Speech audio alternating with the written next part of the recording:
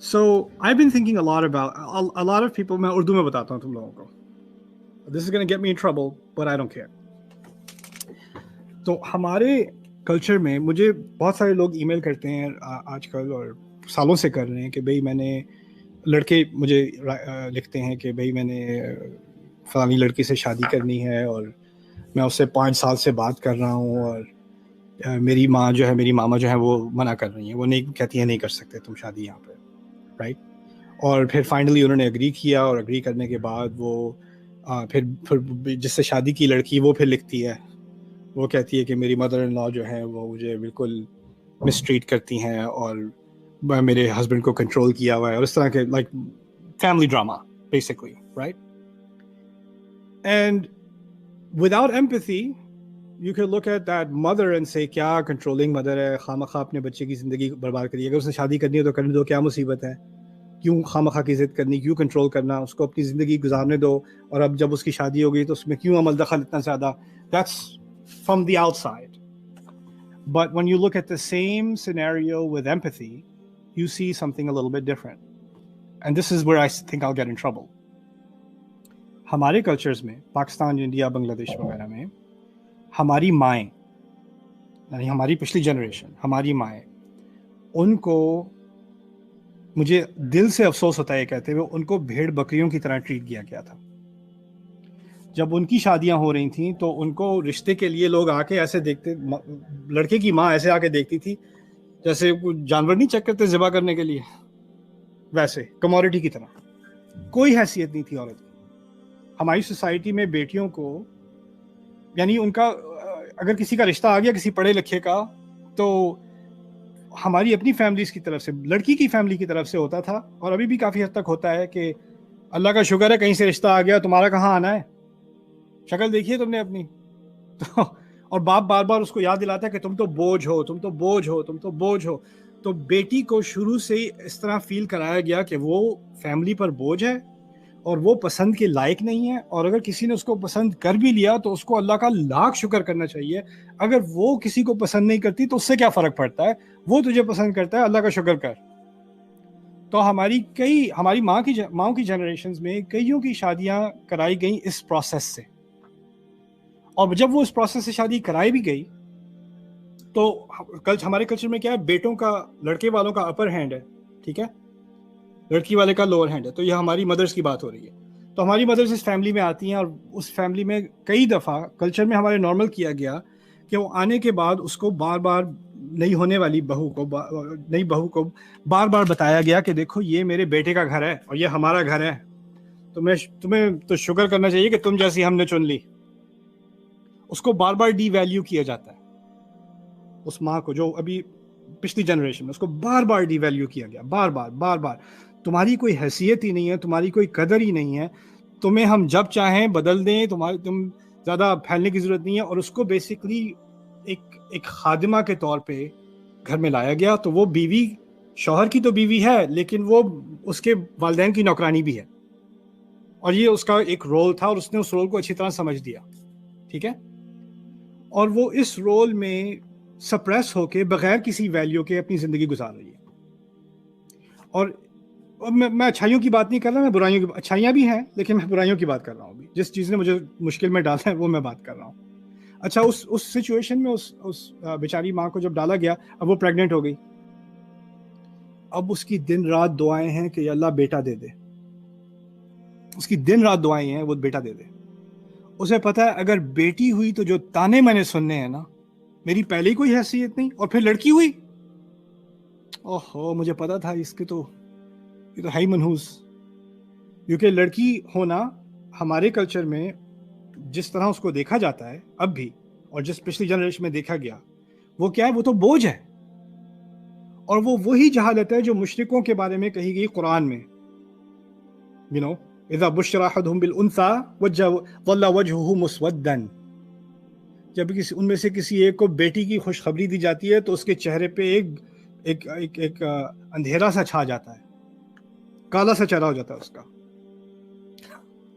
और हुआ कज़ीम, और वो अपने गुस्से को और अपनी फ्रस्ट्रेशन को उगले हुए है कि ये हो क्या गया मेरे साथ, मेरी बेटी हो गई. और ये जहालत हमारे कल्चर में है. ہمیں ماننے کی ضرورت رہی ہے.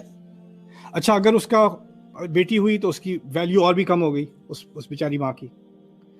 لیکن ایک دفعہ اس کا بیٹا ہوا, اگر اس کے ہاں بیٹا ہوا تو اس کی تو کوئی قدر ہو نہ ہو, بیٹا تو گھرانے کا شہزادہ ہے نا, اس کے ساتھ تو سارے فیوچر ایسپریشنز لگے ہوئے ہیں, اس نے جا کے خاندان کا نام آگے روشن کرنا ہے, اس کے ساتھ ساری توقعات ہیں, وہ ایک طرح کا ایک کراؤن پرنس بن چکا ہے گھر کا, فیملی کا.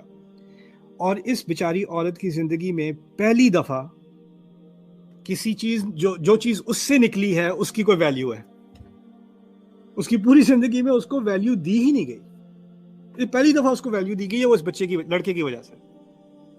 تو اب اس نے اس لڑکے کو اس طرح پکڑ کے رکھا ہوا ہے, جکڑ کے رکھا ہوا ہے, محبت میں بھی اور ویلیو کے حساب سے بھی, کیونکہ اس کے بغیر اس کی کوئی حیثیت کبھی تھی ہی نہیں, اور پہلی دفعہ اس کو اس نظر سے دیکھا جا رہا ہے کہ اس نے بھی کوئی اچھا کام کیا ہے زندگی میں, بیٹا بنایا اس نے. اور وہ اس بیٹے کو اب اس کی اپنی سیلف جو ویلیو ہوتی ہے نا, ایویلیویشن, وہ اس نے اپنی ویلیو کو اپنے بیٹے کی ویلیو کے پوائنٹ آف ویو سے دیکھنا ہے. اور وہ اس کے اوپر جو کنٹرولنگ مدر ہو جاتی ہے نا, وہ بیچاری وہ خود وکٹم ہے. وہ کنٹرولنگ اس لیے ہو رہی ہے کہ اس نے بیچاری نے کبھی اپنی حیثیت اس بیٹے کے علاوہ دیکھی نہیں. وہ بیچاری صرف پہلی دفعہ اس کو سیلف ریسپیکٹ مل رہی ہے, and she sees her respect vicariously through her child, through this boy. وہ 40 سال کا بھی ہو جائے اس کی ویلیوز کے ساتھ اٹیچ ہے. اور جب وہ دیکھتی ہے کہ اس لڑکے نے کہیں شادی کرنی ہے, یا اس لڑکے کوئی لڑکی اس کو پسند آ گئی, یا اس کی اپنی فیملی, وہ ہٹ رہا ہے, وہ اپنی ماں سے سپریٹ ہو رہا ہے, اس کی اپنی لائف بن رہی ہے, تو اس ماں کے اندر ایک پینک اٹیک سا ہو جاتا ہے کہ میری ویلیو دوبارہ زیرو ہونے والی ہے, کیونکہ اس نے پوری زندگی یہ سفر کیا ہے. وہ خود وکٹم ہے, اس کو اس بات کا اندازہ بھی نہیں ہے, کانشیسلی اس کو اندازہ میرے نزدیک نہیں ہے. اور اس کا بہت سارا irrational behavior اور زیادہ controlling behavior اور اس کا territorial behavior وہ اس psychology کی وجہ سے ہے کہ اس بیچاری کے ساتھ یہ سارا کچھ ہوا ہے. Now the thing is, they say in psychology, hurt people. جس کو تکلیف دی گئی ہو وہ بہت تکلیف دیتا بھی ہے, right? اور جس کو ساری زندگی شیم کیا گیا ہو یا اس کو ڈی ویلیو کیا گیا ہو, اس کو اپنے الفاظ کا, اپنے بیہیویئر کا, اپنے اخلاق کا اندازہ نہیں رہتا کہ اس سے کیا ڈیمیج ہو رہی ہے. اس کو اس بات کا احساس نہیں رہتا, کیونکہ اس کو اپنی تکلیف میں اتنا زیادہ وہ ڈوبا ہوا ہوتا ہے یا ڈوبی ہوئی ہوتی ہے, تو اس کو اپنے بیہیویئر کا اندازہ نہیں ہوتا. اب اس سارے مسئلے کا حل کیا ہے؟ پہلی چیز, بیٹے کو سمجھنے کی ضرورت ہے, ہسبینڈ کو سمجھنے کی ضرورت ہے کہ اس میں سارا مسئلہ ایمپتھی کا ہے. یعنی اگر آپ ماں کو اس بات کی تسلی بار بار, ویلیڈیشن کہ ان کی حیثیت کیا ہے, ان کا مقام کیا ہے, ان کی ویلیو کیا ہے. دوسری بات اس کے ساتھ کیا ایسوسیٹڈ ہے, ہماری سوسائٹی میں ہم نے عورتوں سے مقصد ہٹا دیا. عورتوں کا مقصد ہی صرف اب کیا ہو گیا, گھر چلانا. نہ وہ پڑھ سکتی ہے, نہ پڑھا سکتی ہے, نہ کوئی کنٹریبیوشن کر سکتی ہے. ہماری اسلامی تاریخ میں کئی عالمات تھیں, کئی انجینئرز تھیں. ہماری اسلامی تاریخ بہت ڈیورس ہے. آپ ملیشیا کی سوسائٹی کو جا کے دیکھ لیں, انڈونیشیا کی سوسائٹی کو دیکھ, وہ بھی مسلمان ملک ہے, وہاں بھی پردہ کیا جاتا ہے, 5 وقت کی نماز پڑھی جاتی ہے. انٹرنیشنل اسلامک یونیورسٹی کی 60% فیکلٹی مسلمز ہیں, مسلم ویمن ہیں, سی ای اوز ہیں, عورتیں ہیں. یعنی مسلمز جو women were contributing in society also, and they were running families.